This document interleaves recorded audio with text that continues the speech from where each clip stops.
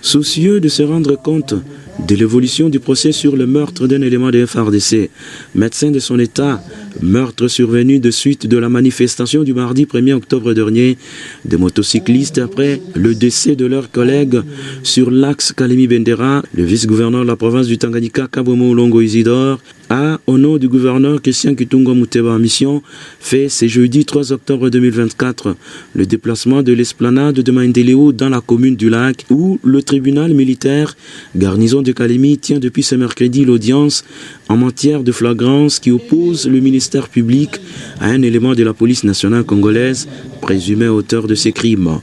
À Maendeleo, le numéro 2 de la province du Tanganyika s'est fait accompagner du ministre provincial de l'Intérieur et des membres du comité provincial de sécurité. La population qui salue l'engagement du gouverneur Christian Kitunga Muteba dans la lutte contre la criminalité, surtout dans la ville de Kalemi, a été également présente à cette deuxième audience publique qui a consisté à l'instruction du dossier avec la confrontation des prévenus aux témoins, entre autres les renseignants. À cette audience, le médecin chef de staff de l'hôpital général de référence de Kalemi, le commandant SIAT de la PNC et bien d'autres personnalités ont comparu afin d'éclairer la religion du tribunal militaire sur ces dossiers. Pendant plusieurs heures, le collectif des avocats de la défense, celui de la partie civile, tout comme le ministère public, ont, dans un débat houleux, fait prévaloir chacune des parties les arguments de droit sur l'infraction d'homicide par balle portée à la charge du prévenu. En clair, le gouvernement provincial, sous le leadership de l'honorable Christian Kitunga Muteba,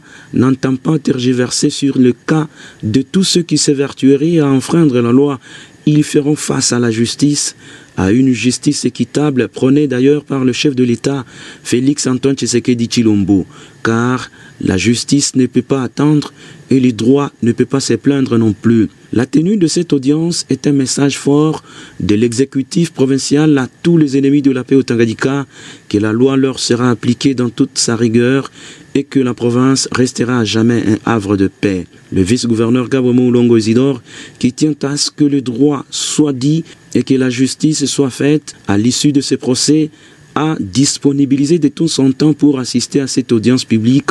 jusqu'à ce que le tribunal de séance a accordé la remise au lundi prochain pour une autre audience.